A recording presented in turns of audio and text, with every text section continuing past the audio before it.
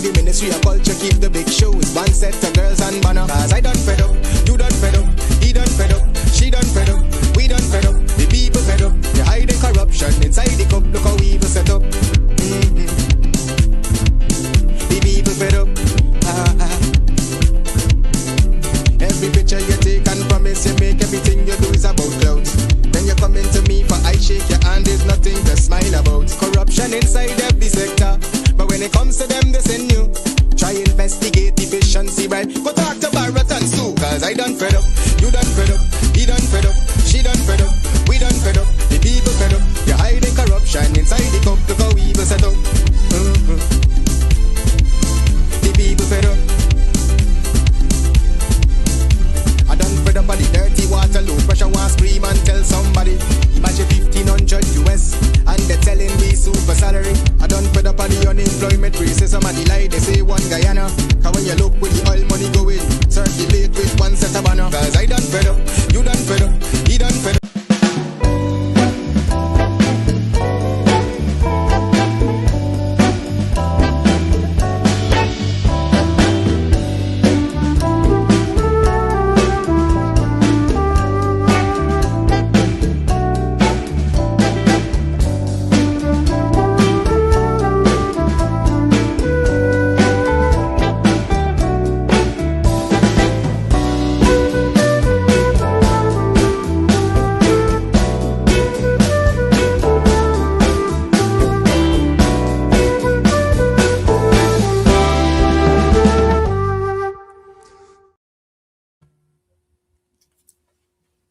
A very, very good evening, everyone.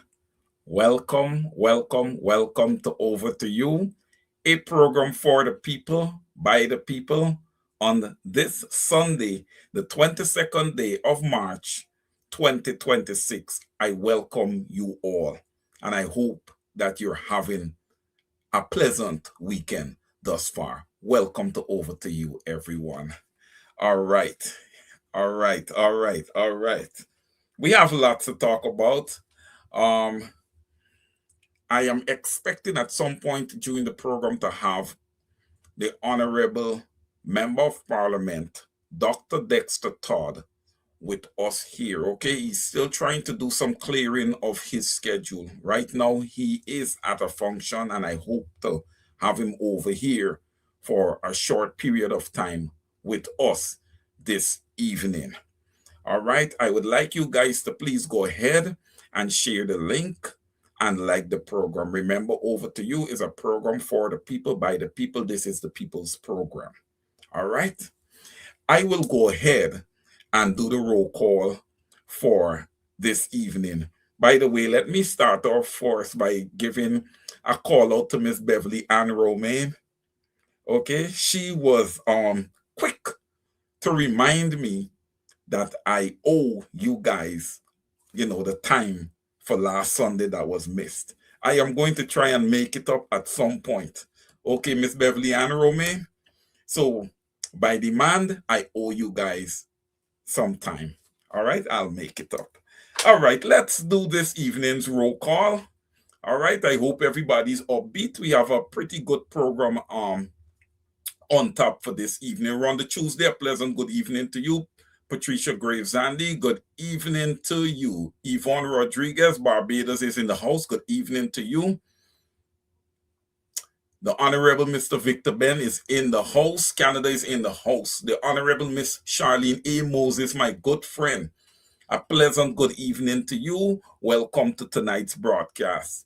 And the freedom fighter, Miss Sandra Hanover, is in the house. Good evening, Miss Sandra. Don Wilson is in the house. Good evening. Miss Pam Halls is in the house. Good evening. Miss Karen Clark is in the house. Also, Miss Mary Figueroa, welcome to Over to You, our second Canadian in the house.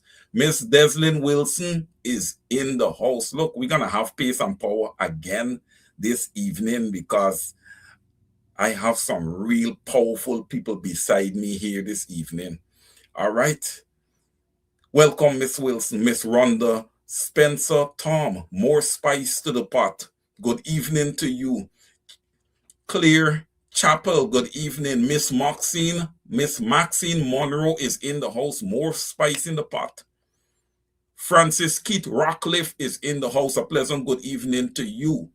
The Honorable former member of Parliament, Mr. Ernest Elliott, is with us this evening. A pleasant good evening to you, Mr. Elliott.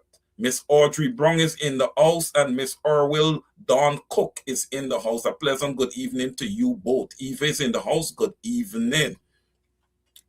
Miss Shondell Griffith is in the house. And also, I believe her aunt, Miss Penelope Sutton, is looking on. All right. These are family members of the late Mignon Griffith, a PNC stalwart. So the PNC people, they continue to be robust, and they're coming on, and they're letting their voices be heard, and they're letting people know that the PNC is still alive and well and is not going anywhere. Miss Sharon McPherson, welcome to tonight's program. Harriet All is in the house. Audrey Fraser is in the house. Good evening. Shanette Alicia is in the house. Good to see you on. Over to you. Carl Miller, yes, my brother, Carl Miller. Good to see you, brother. He's in the house this evening. Janice M. Johnson is here. Joy Phillips is here. Claudette Ann Allen is here. Good evening. Petra Gordon is in the house. Steve Dunlap is here. My good friend, Mr. Jason McDonald, is in the house. Good to see you. Orin Williams, good night to you too, sir, and good to see you. Desiree Chapman is in the house. Good evening. The young historian from Linden, Brother Israel Gardner, is in the house. And he is also a part of the highlighter team. It's always good when the highlighters are here. It's always good to see them. Aileen Griffith Norton is in the house. Good to see you. Patricia Sana is here. All right. If I didn't call your name, I'm so sorry. Wilton Blue is in the house. Yvette Madu is in the house. Good evening to you. Mignon Duncan is in the house. Don Sampson is here. Good evening. Good evening. Miss Brenda Casey is here. Good to see you all. Welcome to tonight's broadcast. I am so happy to be here. I'm expecting a call in at some point. When I get that call, I'm going to receive it. And also, we're expecting Dr. Dexter Todd to be with us this evening. All right. Wilton Butts, I see you're in late, and Lorraine Garnett, good to see you guys. All right, ladies and gentlemen, coming off of a sharp show last evening, lots was discussed. All right. We need to get some momentum on the side of the opposition. And listen, I have to agree with the consensus of the APNU supporters that they are of the belief. Well, it's not just they are of the belief. We are seeing the work that their 12 disciples, that they call the 12 members of parliament that they currently have, is doing an excellent job on the ground.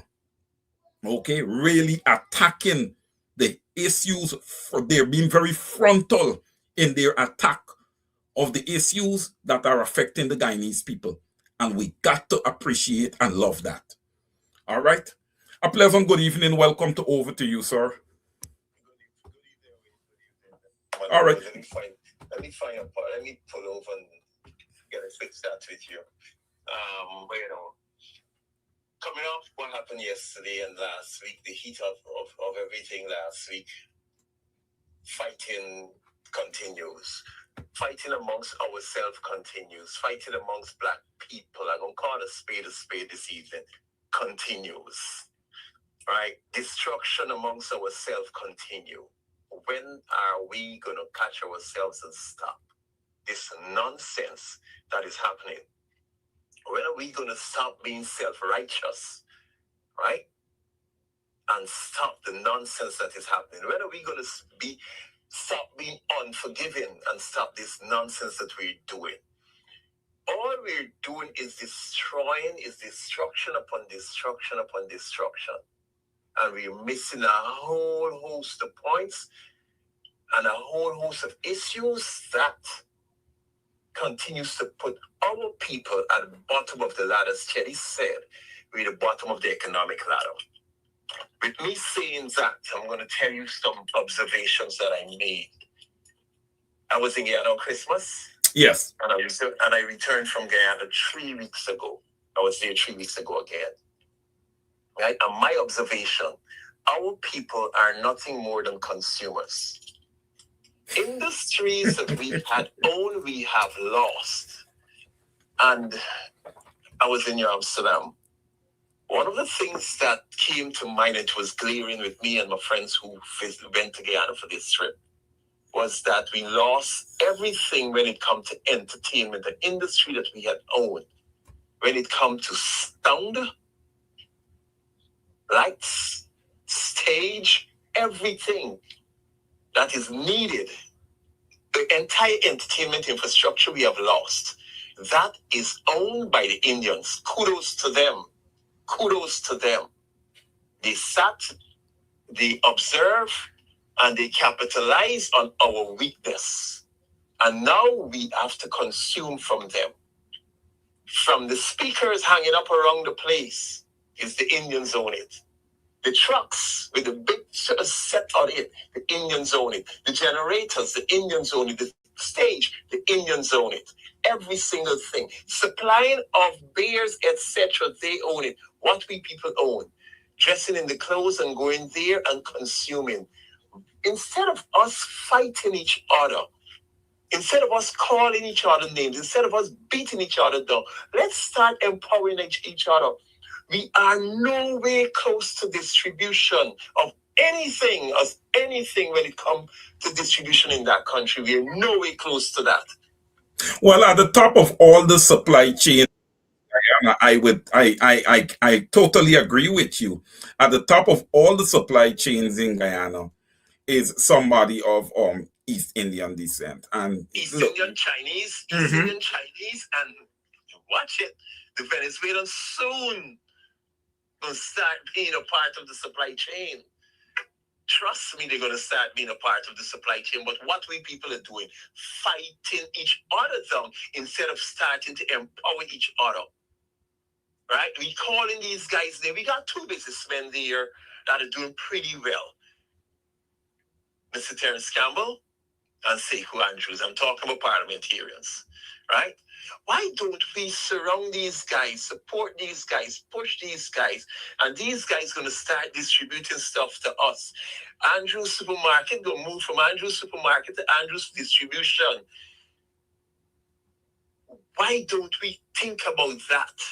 What are we doing to ourselves, people? What are we doing to ourselves? Well, look, Caller, with all due respect, right? We are seeing a lack of education, right? All right. The people are good. The people are right now, it's self-inflicted wounds. They are wounding themselves, with self-inflicted wounds. Right? In order to stop that, we have got to educate them. Right? Because look, we have to piggyback a little bit on history. And remember that the Guyanese people over those 23 years under the PPP were conditioned. All right? They were conditioned. There were not really many opportunities there for the young African Guyanese. Hence the reason I had to rebut what Irfan Ali had to say about the pandemic of gangs across Guyana. These gangs were created by the PPP and lack of opportunities for these young people. Yes, and hear me. Don't forget, or don't pass it. The Indians have got their gangs too. They've got their gangs too. These boys are out there doing the nonsense too. You understand? I agree with you. Education. And it must start from in-house. It must start from in-house. Because we're leaving our young people to be educated by the rectangular thing in their hands. And who are touching on them? Toxic influencers instead of parents. Getting serious influence on them. Toxic influencers. But, as I call them, influenza. But Because caller, you're but spreading caller, bad virus into these children's brain. but caller, what do you say to social media also? What do you say to social media? Because social media is playing a massive part in this. What do you say to that? That is what I'm talking about. This rectangular thing, and then we have some toxic influencers out there, and our people believe in them, believe in adults, believe in them, and adults impart the knowledge that they get from these influencers onto the young people. Instead of them being instead of the parents being the first influencer, right? You're allowing nonsense influencers, as I gonna call them, to take hold of your kids. Come on, man. To take hold and craft the way you think. Because that is what is going on in that place. They believe that these influencers that live out here with us, that they're kings. You know, we always had this thing growing up. We always had this thing growing up that, you know, once you live overseas, you know it all. Right? And this still continues. This kind of colonization still continues to reap havoc amongst our people. And these are the people that are taking advantage of our kids. And they're not the ones who have to be on the ground there living in the situation. But they're out here calling shots for people that live home there. Yeah, but even if you're calling shots, speak of something positive, man, not negative. Thank you. You were calling for Aubrey Norton as opposition leader to go out and protest. Where is the call today for the new opposition leader to go out and protest? Where's the call today for the new opposition to go and answer new voters? Where's the call today for the new opposition leader to answer biometric? He has never unto this day make that shout. Never make that request. But, you know, a lot of people did not. And we discussed this. A lot of people did not vote for him because they said he ain't going out there and protest. He ain't believe in protest. Okay, you got a new man. Call on him. You know to beat up on your own. You know not to forgive your own. Right? But you're forgiving a man who was funding the oppressive machinery that kept your people down. And I forever going to continue to say this until thy kingdom come. I cannot forgive that. I cannot forgive. I don't care how much of a Robin Hood you be. I cannot forgive that. Okay, all right. Thank you so much. Thank you so much, caller. We have to pick up on this next weekend. We have Dr. Dexter Todd in the bar. Yes, we have to catch up on this. Please be prepared to call in on Saturday where we can finish this. Yes. All right. Thank you so much. Thanks. Yeah.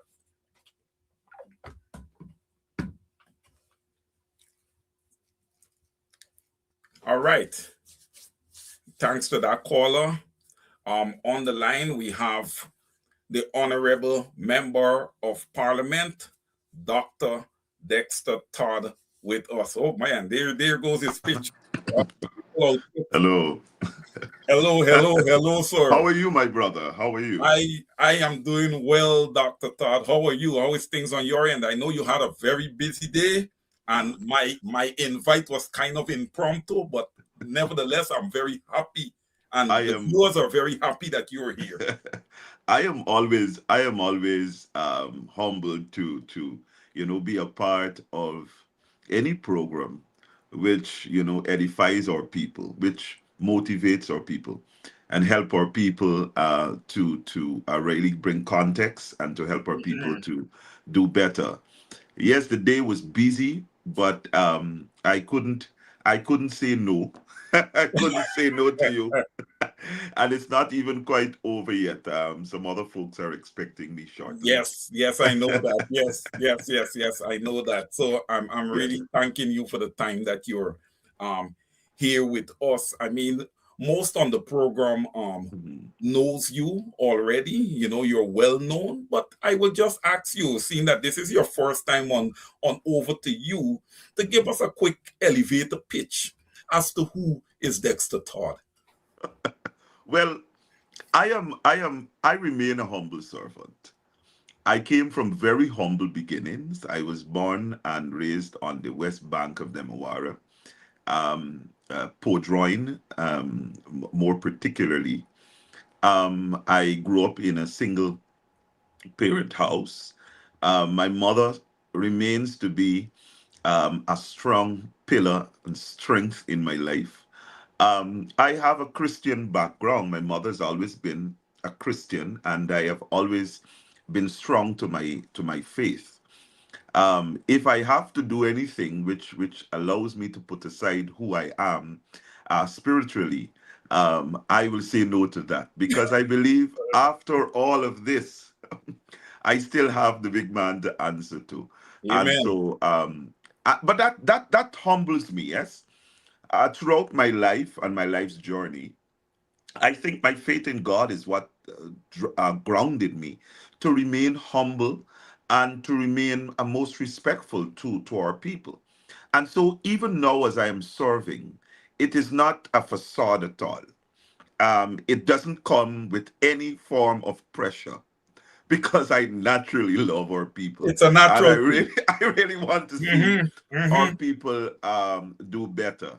And so I started out. I attended numerous schools, secondary schools. Um, I did my most of my years at the St. John's College, and then I went on to do my upper exams at the Bishop's High School, and so I spent my 2 years there, and then from that I went on to the University of Guyana. I was a member of the Guyana Police Force. Before that, I think I was a valuable staff at the Guyana Revenue Authority. A lot of people don't remember Okay, that DRA, nice. that is where I started out at the Revenue Authority. I was employed there, and then I went on to the Guyana Police Force, where I spent over about 7 years in the immigration department as an immigration officer, and then I went into general duties in the force. I left that. While I was in the force, I started to pursue law after my first degree in international relations, and then it just journeyed from there. So a lot of the confidence in the court came from my background from enforcement, because Hmm. I was enforcement in the Guyana Revenue Authority, and then I was enforcement in relation to the Guyana Police Then the Force. police force. So it all came right together. I developed a love for academics, and a passion, and so I never stopped. So many people ask, why did you do so many masters? And I said, well, I said because I just found, as I go on and as I engage issues and persons with all types of problems, it made me think that I should go a little deeper.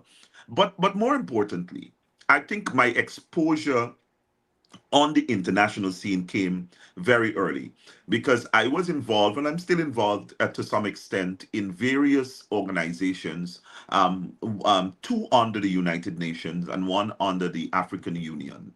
And so that exposed me to a lot of programs and a lot of countries. And so as I move through, I recognize that if we continue to hide ourselves, and to not recognize that a lot of people out there are very qualified. And so it's not only a situation where Guyanese must be filling positions in our country. We must become so competent in what we do in order to offer services not only at a local level but at an international level. And so that made me even pursue things that I didn't see that we were filling the gaps here. For instance, I explored deeper knowledge in forensic, and until I got into being the deputy chair. I'm still the deputy chair of an international forensic body, under the United Kingdom, and it encapsulates a number of experts of 100 and something from around the world. Some of the primary experts are from the continent. But what I do, and I've moved through to a lot of the countries in the continent in Africa, doing facilitating training. They do the specialist training, and I do basically the portion of legal forensics. All right. So I package everything what they do, and then I teach how we present that in court in an organized way and so on. And so you will find that some of the cases I've been talking about the issues of forensic and so forth. It's because I think I have been able, because of the exposure, I've been able to see what it can do in a more international on a more You international you stage. you have that So, access to right. information. That yes, So yes, a lot of so information. Yes. it is sad that we don't have common ground in Guyana in relation to it, because every time I try to encourage our people to really move more in depth in that area. It's always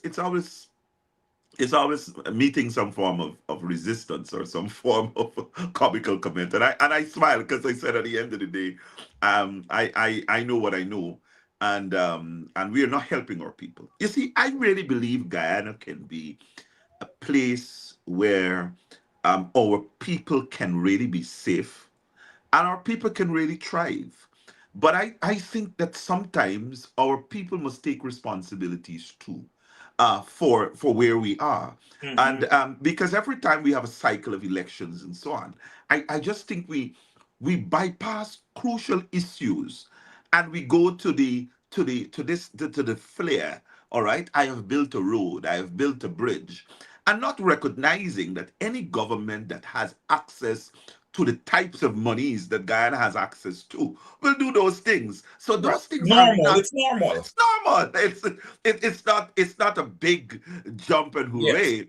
All right. But there are so many deeper things that I think that our people, had they taken a closer look to, the PPP would have never gotten close back to the seat of government at all. All right, Dr. Todd. I want you to stick a pin there because you just hit something there about the PPP getting back close to government. Mm. I mean, Dr. Todd, I want your take on what you would have seen on the side of the opposition. Split the votes. I'm quoting things that I would have heard. Split the It, votes, which essentially fragmented the opposition. What is your take on that? I I was very vocal around the elections time, and on the campaign trail, I spent nights doing live programs and really admonishing our people that splitting the votes would not be the best thing to do, especially at this crucial stage of our elections. And I think a lot of what is happening now, many of them must recognize that their failure to adhere to some of the messages that we were seeing. I know that when I look at the arguments put forward against an Aubrey Norton, I am not convinced. I mean, this whole issue of likability Mhm.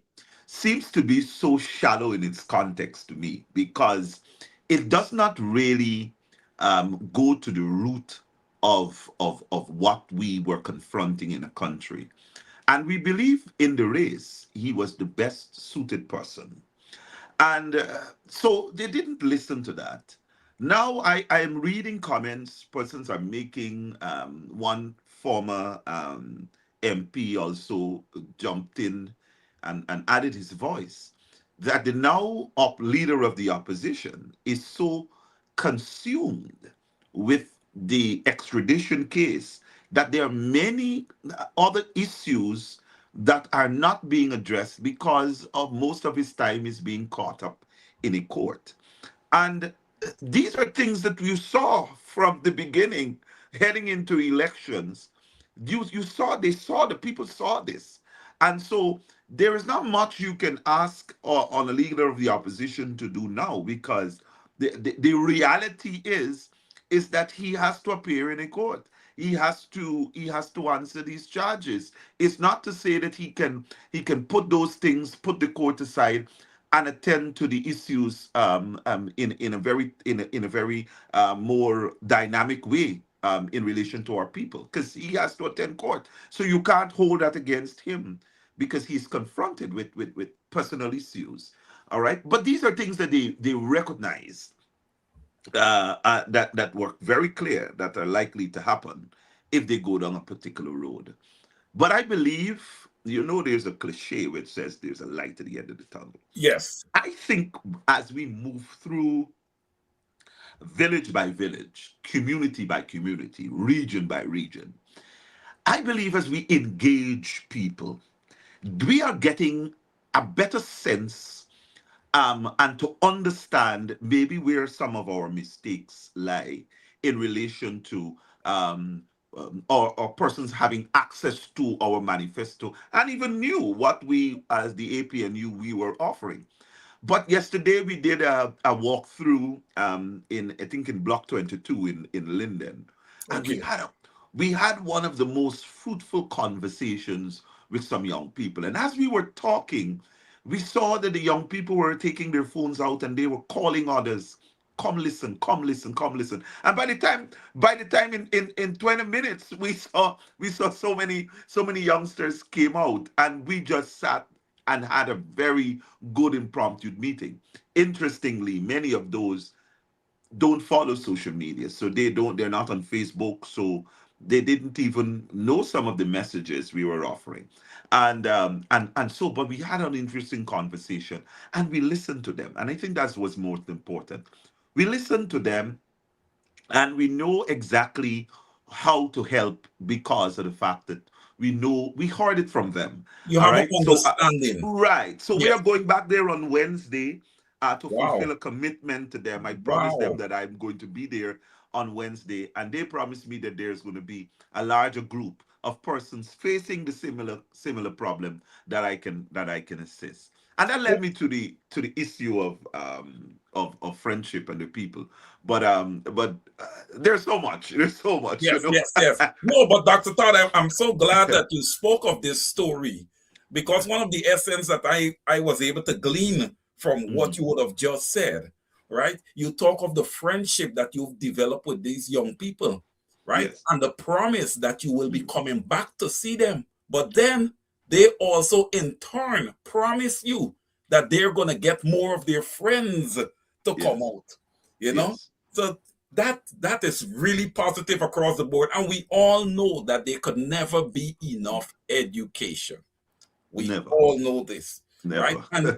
And Dr. Todd, if we look back, if we look back at the historical context, we would understand that the PPP sat there for those 23 years. The education that you guys are giving on the ground, it just wasn't there, No, right? It not just at all. wasn't there. So as you go through the highways and the byways, you get to see where the people are lacking, Yeah. where they would have missed the opportunities. And I have seen you. Look, whenever you guys put these things on videos, we get to see what is Mhm. actually happening. I saw you in your long boots, and you and Sherrod, and you guys that the people have deemed you guys, not me, not Wayne Caesar, but the people have deemed you guys the 12 disciples.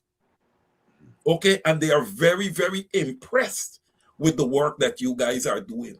Now, Dr. Todd, I'm Thank going to you. ask Thank you you so this much. question. Mhm. As being a part of Mhm. that group, the 12 disciples, tell us a little bit about how you guys go about your dailies, because you guys seem to be a well-oiled machine, well knitted. It's a group of 12 that stands as one. Yes, yes. Listen, let me speak my truth here. This is my first um, journey in Mhm. active politics, right? Okay. And of course, of being a member of parliament. But if I had any fears, I think preparation for the first parliament, it would have dispensed all those fears. I'm a part of a group that is so united and strong. We meet we meet regularly. We encourage one another.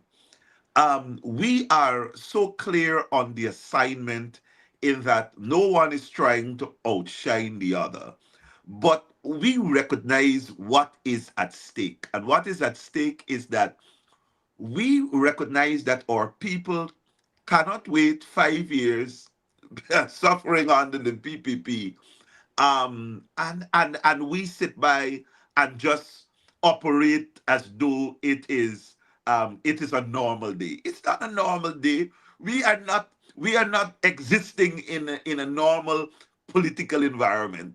We are existing in a time in which we are passing the largest budget ever, $1.558 trillion dollars, and we have to make sure that we watch the government and we scrutinize in every single area of their spending. Listen, we recognize one of the messages we have been taking throughout. We recognize that we have been calling on government, and you would have heard us talk about this. Projects and monies and etc. going to friends, family, and favorite. We are endeavoring to change that, and we are endeavoring to affect that. What are we doing? We are moving through, and I have offered my time and my service and my law firm free of cost, that we are moving from community to community, region to region, and we have started to register small groups of young people for businesses and companies. And we are ensuring that the companies and the businesses that are being registered, we are going to assist them to register under the Ministry of Finance as bidders. Then we are moving to assist them, to give them the necessary training as to how they can tender for projects. We are even moving further to deal with them as to how they can engage investors. Let's say if it's a very small investor which needs to help them put certain things in place so that they can attract some of the projects that have been going to the government's friend, favorite, and family.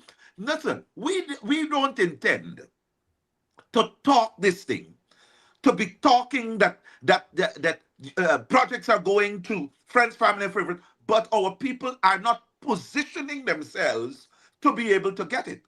Now, if they've positioned themselves, they're qualified, they've come in at a good bid, fair lower, then we have even the evidence now. We would have the evidence now to present and say, government, you are not interested in helping our people. You are not interested in equality. You are not interested in fairness. Because here we have all these groups, all these businesses and bidders and companies which have been registered and qualified and competent to offer the services and etc. But we're not seeing them. Because why? You look at the color of the skin, you look at the fact that they come from certain communities and they don't come with the big names in the businesses. But if this wealth is going to be, it's going to spread out and it's going to be able to affect the lives of our people across the board, then we can't sit down and allow $5.58 trillion to be passed in a National Assembly and our people not see the effect of it.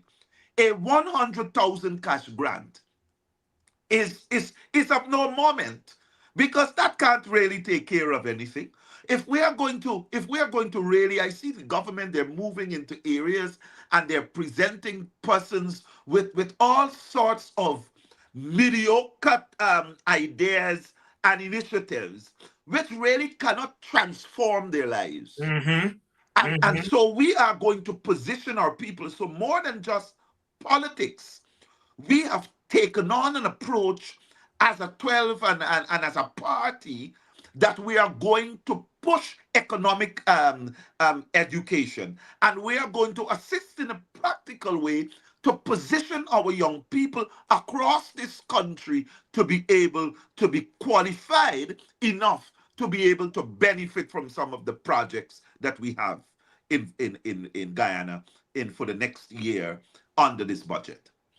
Well said, Dr. Todd. And ladies and gentlemen, you guys hear that. The 12 disciples, Dr. Todd being one of them, they are making young business people with business ideas, making those ideas really come to life, come to fruition, getting them prepared that when they go to the tender board, and they put their business plan on the table and these type of things, they are able to get some of these contracts. Because one of the things that the PPP, they always use as an excuse is that our people are not educated, our people are not ready, they don't have the necessary resources to be able to take on certain contracts. But you know what, Dr. Todd, that's going to segue me into my next question for you. It's been about September, October, November, December, January, February, March. Yeah, it's been about 7 months or so that the PPP has been in government for this new term. Okay, what is going on with the government committees, like the public accounts committees and these committees? It doesn't seem to be anything going on those fronts. So Nothing at it is all. very difficult. It is very difficult without a public accounts committee to really hold the government accountable when it comes to spending. I know it has to be much more difficult for you guys to be Yes. able to hold them accountable without having a public accounts committee in place. When you think that there will be a call to Parliament to We have started the call, Yes, my brother. I We have seen that. started the call. Mhm. But I think we are now moving to lay out the various actions that we are going to take. And we have started on the ground to explain and to give people the type of education that they need. First of all, we have been very clear in our message that the ordinary people, that the people, you must not feel as though you're not a shareholder of this country. Right. You're a shareholder of this country and you have the rights. Then we have taken time to break down to them, listen, if you are as a shareholder and as an owner of Guyana, do you know that the people who are placed in the authority to manage are not accounting for your spending? I don't, and I stand corrected if I am incorrect. But I don't think we have the Public Accounts Committee. I don't think they have reached 2020 yet to be able to scrutinize. I think might be wrong. I believe that you're correct. I believe that's the might be same thing that I have been saying also, that they're not at 2020 as yet. I No, believe you're right. So this government has not accounted properly at all for what they're doing. And they continue to spend and large sums of our country's wealth in all sorts of areas that they have not been held accountable. And so we first of all will need our people to understand, when we call on you to mobilize yourselves, and we put you on notice that we are going to take action against this government, you must be prepared, because it cannot continue to go the way it's been going, because a lot of spendings in all areas. Look at our last parliament, when we were there for the budget. They wanted to, well, they passed a supplementary budget for November, I believe it's November, December of last 2025. Right. Correct. At 18 point something billion dollars that they could not account for. And that is why we asked to go on record. Individually, we were called, our names were called, and we shouted no, because we believe that spending is unaccounted for, and that we were seeing a glaring case of corruption. And but you see, our people, and as this street parliament is moving to have our street parliament, we are taking time to also explain to the people our actions.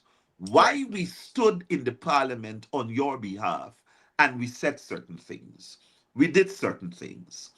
I said to some people as I was having the conversation, I said, you saw me in parliament taking out Adriana's young photo and presenting it to the people. I said that was not a long plan, but it came on board. And my first experience sitting in the parliament and recognize that you had last parliament, you had a member of parliament talking about dildos. Then now you have another member of parliament in this session taking a wood out of the bag. I'm trying to be very, very, very cynical about y'all want to hold wood. And I thought in myself as a citizen of this country, because at one point in time I had to be bringing my mind that you are a member of parliament as well. But as a citizen of the country, I thought that what level of disrespect are we seeing? That we are faced as a country with some of the most serious issues facing, whether it's our school system, whether it's our health system, because you're building hospitals and people are still dying. You have issues of poverty that seems to be getting out of control, and people are suffering in this country. And I thought that look at what you have brought to the parliament. You have brought to demonstrate in a very communist and behavior, common behavior. You have brought a wood, and I said, you know something, I'm going to bring something that the country believes will bring a sense of seriousness.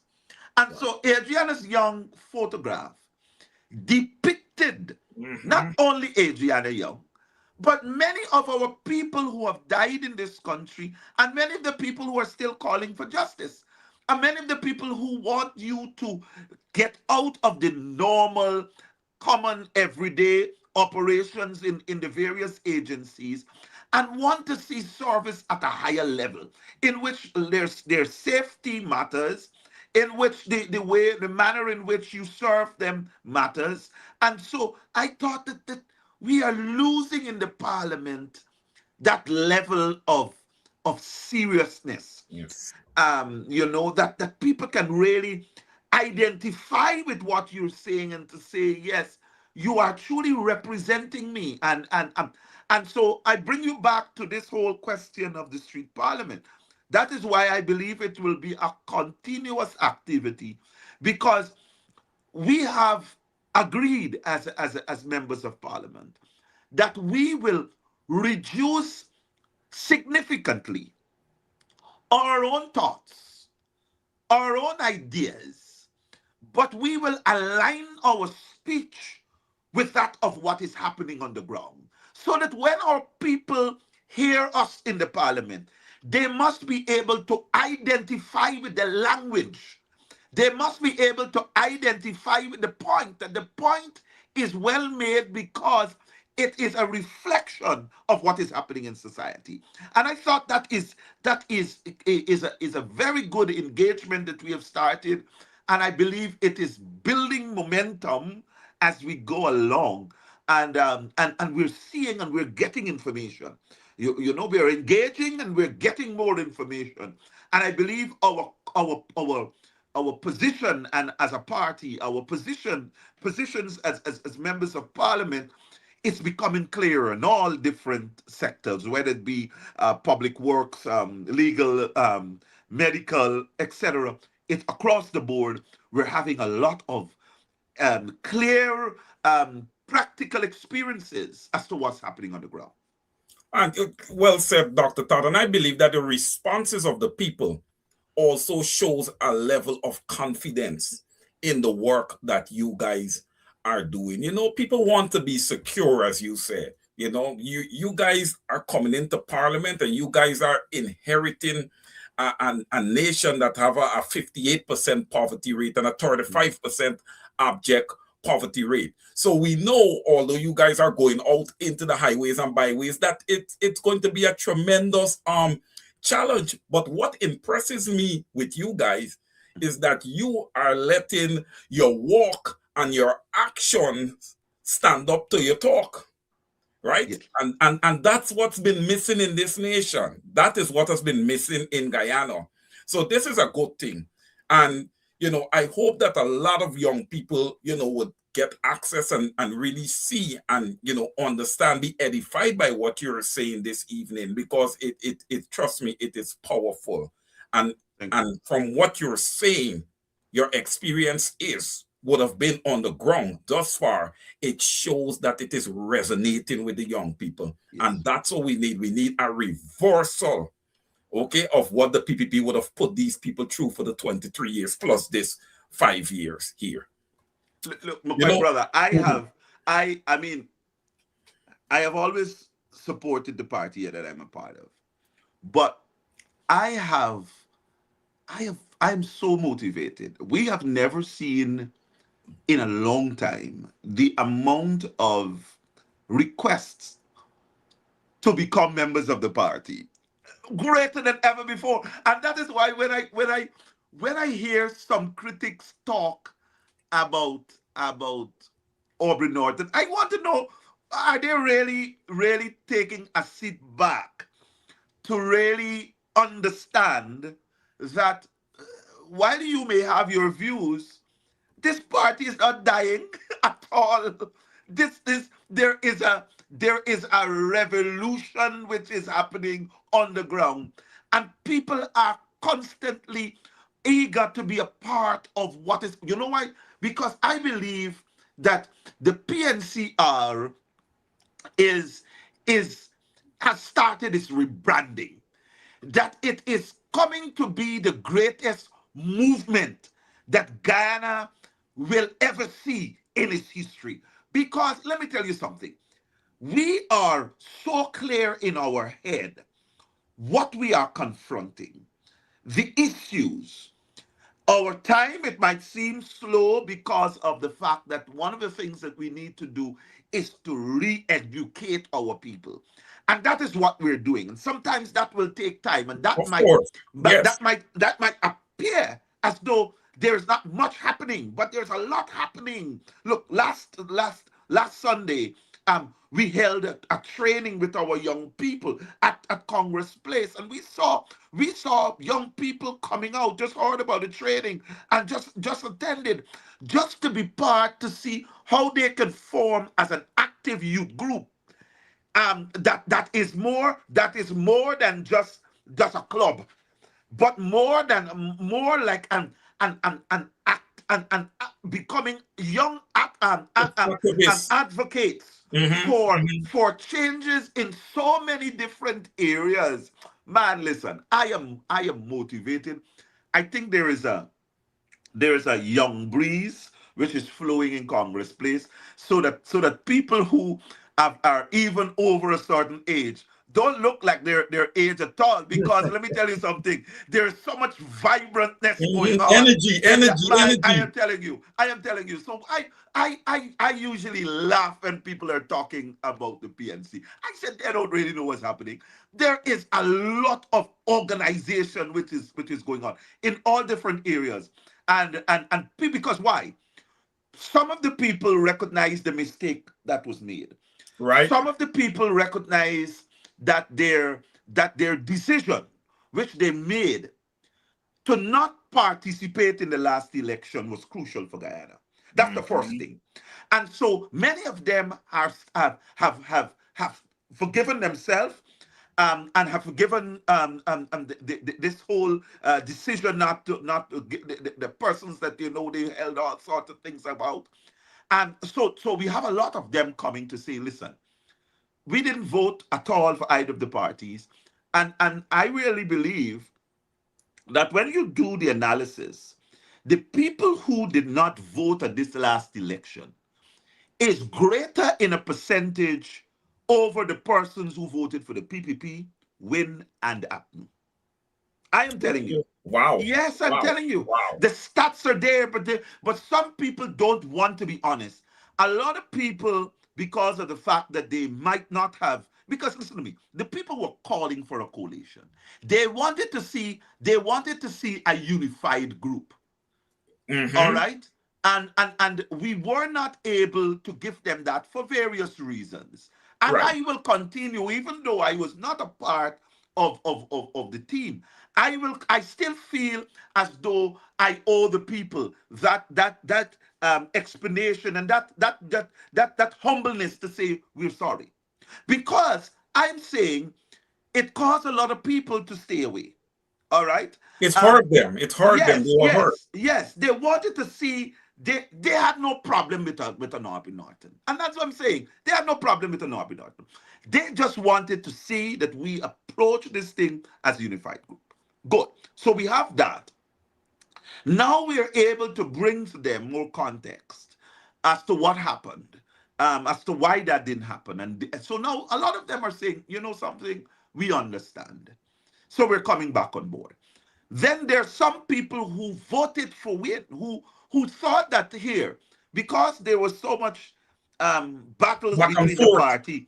Listen, they were so energized to get and to see the back of the PPP that they thought that, listen, here is a young party which is coming. There's lots of money, and so they're going to naturally come bring home this thing.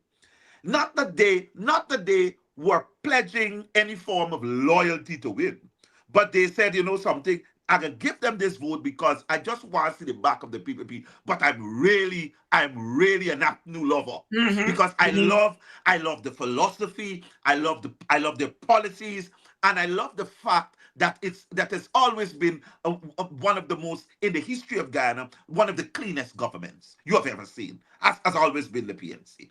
And so you had a lot of them. So now a lot of them, even from Win, are back with the PN, with APNU. And they're saying, listen, we gambled.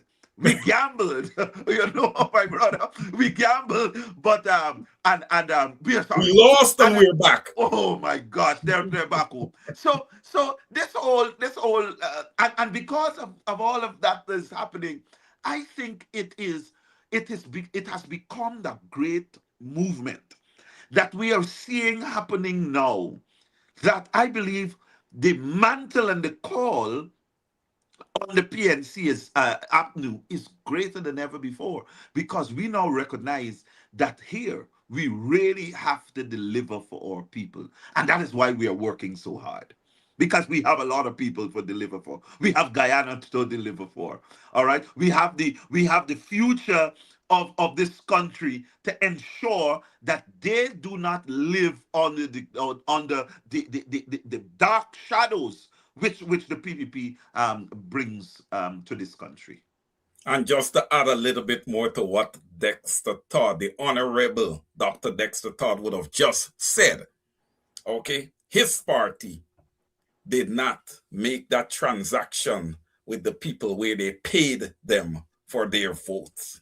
Okay, the APNU was not involved in that. They did everything the correct way. They are teaching the Guyanese people to have integrity, okay, and to not make voting a transactional experience where they are selling their vote for money.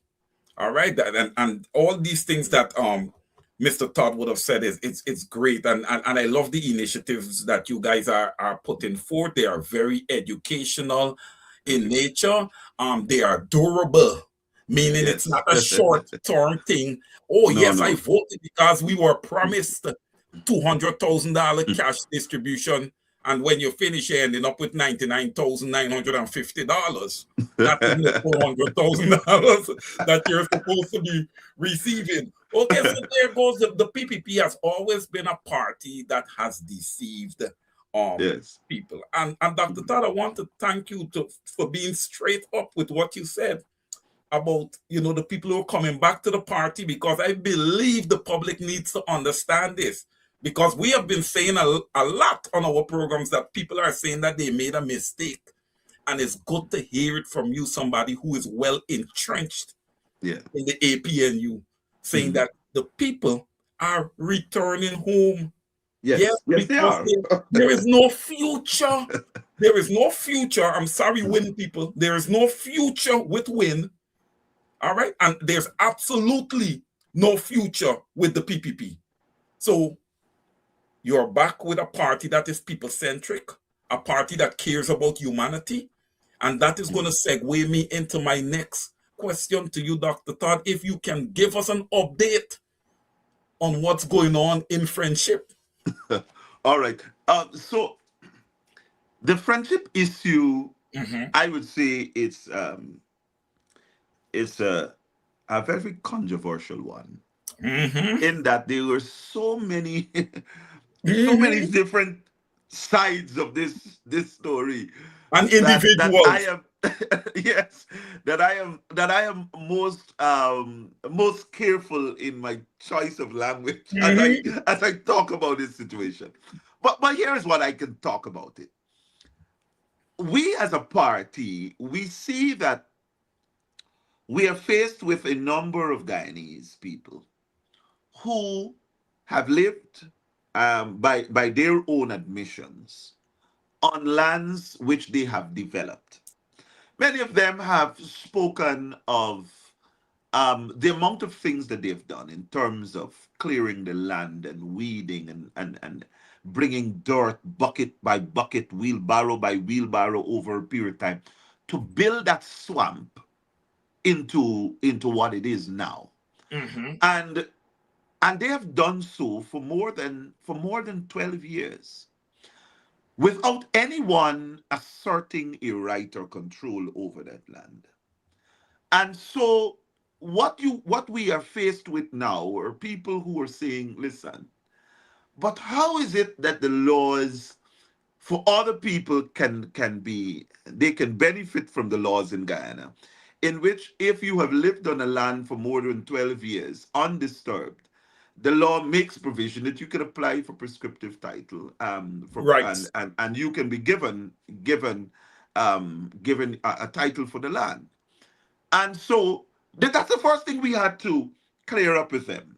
The law is across the board. It allows anyone who can make a petition, an application in court, and once you're able to establish that application, then the land court judge makes the determination from the facts and based on the evidence which comes before them.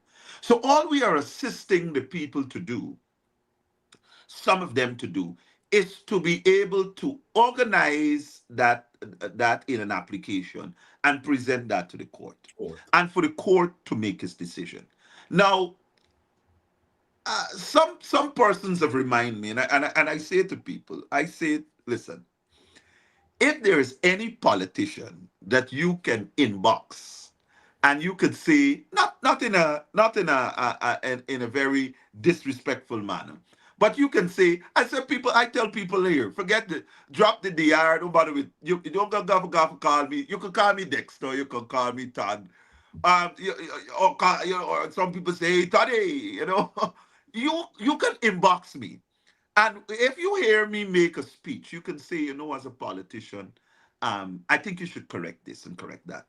And many people have said, when I said that it's not a political issue, some person said, listen, you were a politician. What do you mean you're a political issue?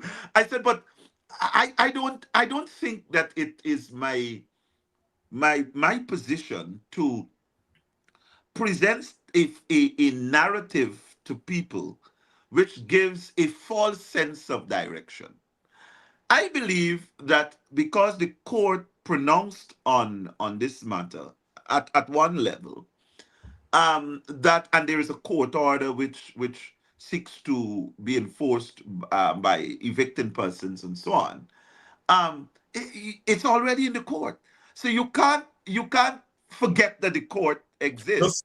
The scope, Dr. Right. Todd, the scope says that it is a case. It's a case matter. Yes, it's a legal matter. It's a legal matter. So I am saying that as we bring, and I was able to bring my experience and knowledge based on the facts, and I said, listen, this matter you have to take it to court. Now, there was an action which I think was brought by the Farmers Society, or society which formed himself into a group of farmers for the agricultural part of the land, because it's split into two, to two sides and so on. But that case is in the appeals court.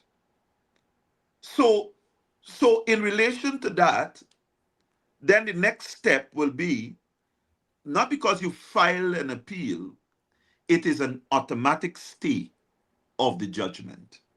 So those persons in that organization, in that society, they were informed to go back to their lawyer, who has conduct of the appeal, and request that he makes an application to stay the judgment of the judge, until the determination of the appeal. And so a lot of them were saying, "Oh, we can do that," and I'm saying, "Yes." They're so, as a party, we were able to give, I think, directions.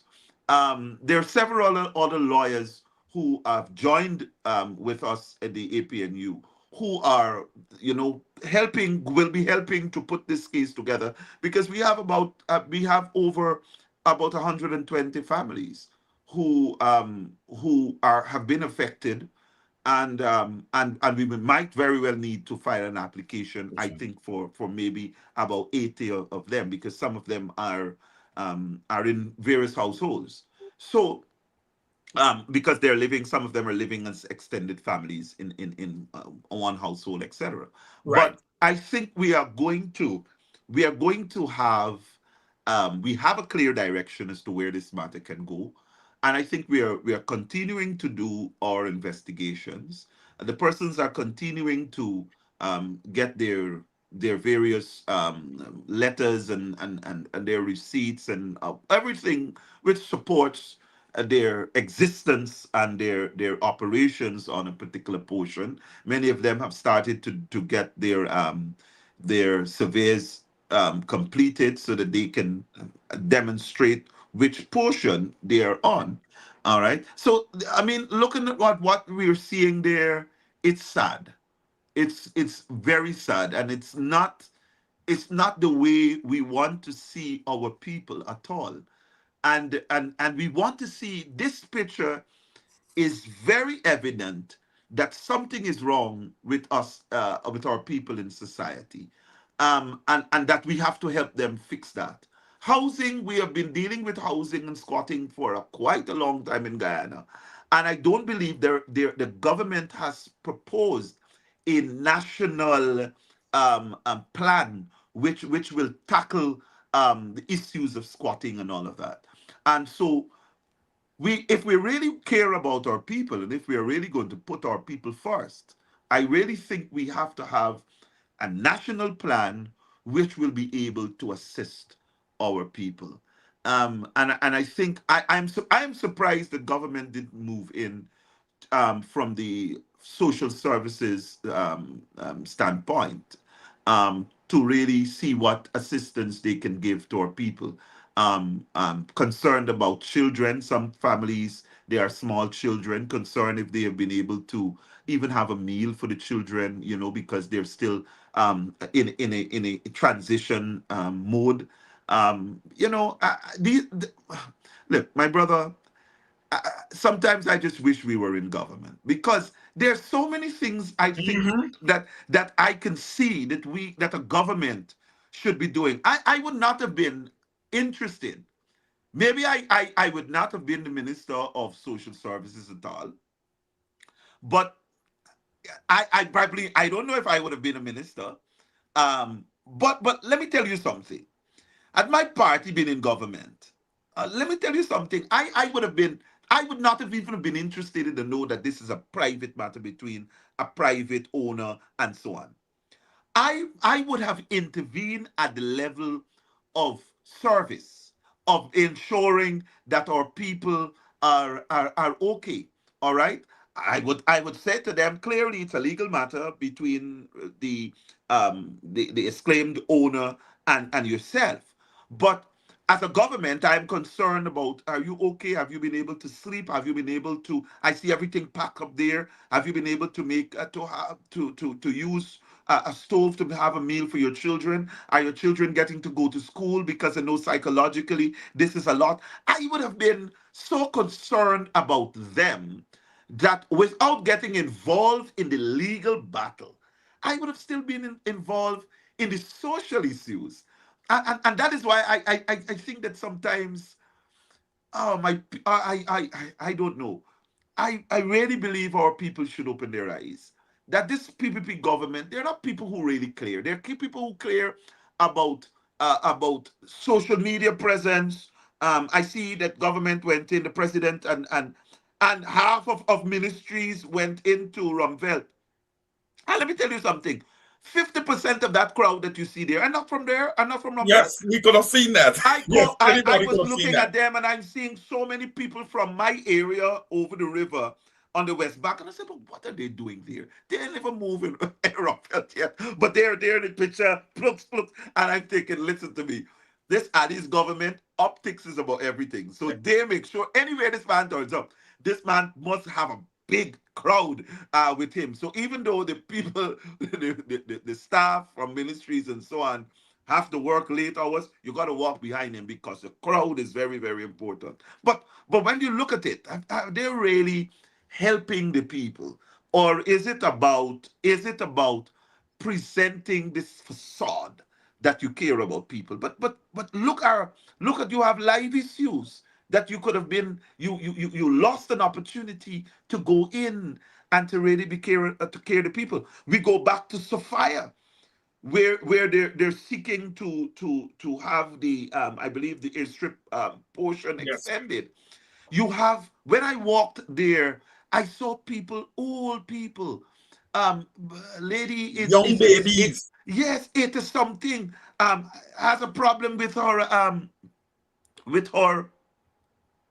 Roof, her roof. with her roof and her leg and so on. And even though they have at some point in time to relocate, I would have been concerned about are you okay? Can we assist? How can we assist? Making sure that they have a hot meal and so on, because some of them their stuff is still packed up. Man, I don't see genuine love for people. And I'm saying you sit in the seat of power. You have control of the finances of this country, but you use it in all sorts of areas, save and except the real areas where it will matter to our people in all different communities and regions. Ladies and gentlemen, Guyanese, I hope that you're listening. You just heard what Dr. Todd would have said. Genuine love. It starts right there. Love for your people. If you love your people, there is no reason to go and bulldoze them. Okay? Dr. Todd, do you believe that there is any alternatives that can be put in place to prevent people from being bulldozed? Yes, of course. I think, and it goes right back to what I said about a national plan for Okay. housing. As an APNU, we were offering persons if you earn less than $400,000. We said that we were going to give you a single mother, etc. We were going to build a house, and so we introduced that concept of rent to own, that we were going to build a house and then we were going to work with you so that you work over the years to own that. So we were not interested in just handing out lands like what's happening now, where persons they have probably have been allocated, but they have never gone there, and some of them they don't have the access there. My brother, a sad situation. And I know sometimes I seem to have so much to say. You and I probably need a whole day to talk about these Yes. things. Look, Peters Hall, they moved some of the people from Peters Hall to erect the harbor bridge. Okay. Now, you got that because government has under the law they can acquire property and so Correct. on for national event. So we're not saying the government acted illegally, but I'm just telling you, I'm just making the point that some of the people they moved and have given lands to, they don't have access to those lands. We have an old woman, a retired woman, that came to my office just last week, and she was in tears. And she said, Dr. Todd, is there anything that you can do? And I'm saying, and I was late for a meeting, and I said, let me call the persons for the meeting and let me just sit and listen to her. And so I sat and I listened to her, and she said, listen, she took out her phone and she showed me. She said, you know my age. She said, we gave up our house. I am not able to get a title for the land. So they're giving me the land. It was swamp. So they moved me from where I have a house. It was swamp. I have been running to the ministry for them to assist with sand, etc., to fill up the land and so on. Build it up. They built it up. It's okay, but then there's no road. It's a mud track. I can't access properly in there. Now she, as old as she is, she has an older brother who who cannot move. All right. And so she has been taking care of that brother in the house at Peters Hall. So the government only paid 6 months rent for them. Now that was anticipating that in 6 months they will complete building their house, because they compensated them monies for the property. Right. But she said the 6 months have gone long. I don't have a house completed, and the money that they give me for that house, I am spending it in rent, which is unfair. And I thought that if this was a caring government, I would not have just given you money, compensate you for your property, but I would have ensured that government takes a responsibility to ensure that we are moving from a home to another home that is yours. Right. You understand me? So that we will help you build, we will provide, and we will ensure, because these are our senior citizens. And I'm thinking, my God, the level of compassion, you're not seeing that from the leaders in the PPP. Because none of them even took the time to walk back to see the families that have been displaced from the Peters Hall, whether they have now resettled and are comfortable. Money is not everything. So as you see in this case, they were spending the money. So I'm saying it's a national plan. It has to be a housing plan. There are too many squatters around the country.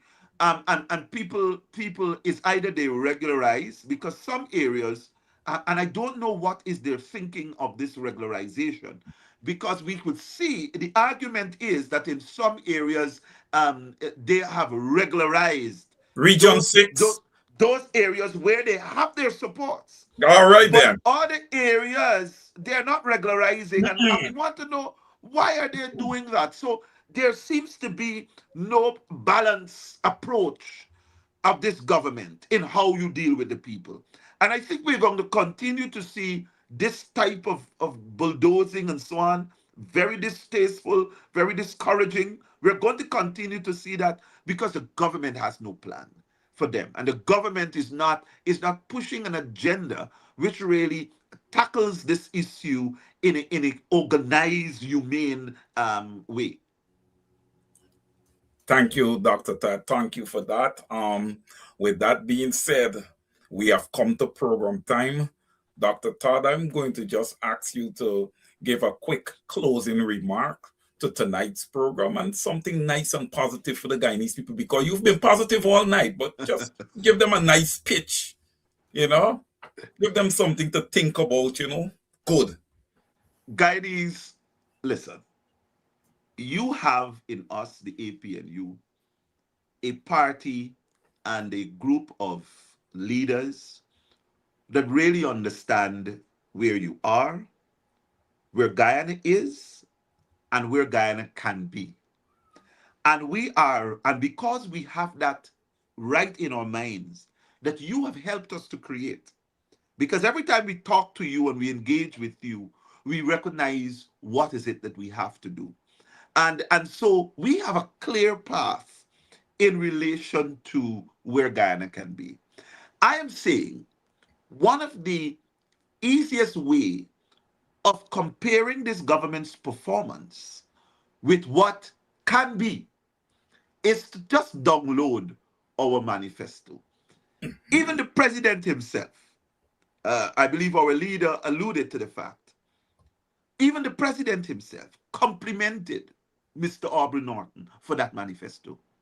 It is one of the most visionary approach document that you will ever see in this country. It is really putting people first. And it is really a manifesto that can lift you out. Now, you might be asking yourself, but elections is over. Why are we talking about manifesto? I am saying it is a tool that you can use to match and to look and to compare what is happening now. It is when you want to know what we're doing and where our approaches will be, look in the manifesto, because listen to me, it is a guide to really see a beautiful Guyana. We are going to continue to serve you in all areas. And that is, and you can bet on us that we are in your corner. Call on us. Let us know when things are happening to you. We are your servants. That is what I signed up for. That is what all the other members of parliament signed up for. That is what many of our other leaders, because it's not only about the parliamentarians, we have a lot of leaders in the party that are with you and I want to be with you. You don't have to go through the hardship you're going through alone. We understand what the role and responsibility of government is, and we will make sure that they fulfill what they're supposed to do. We will hold them accountable. And when the time is right, we will join with you to ensure that we see the back of the PPP. Do not be dismayed. The PPP will be displaced. They will be removed out of government. And we will finally get a country in which the people can breathe. One of our most important assets in this country is not the roads that they're building, it's not the hospitals, it's not the bridge, it's our people. And that is what separates us from them. We are more concerned about our people. They are more concerned about infrastructure. They are more concerned about infrastructure because that's where the corruption is.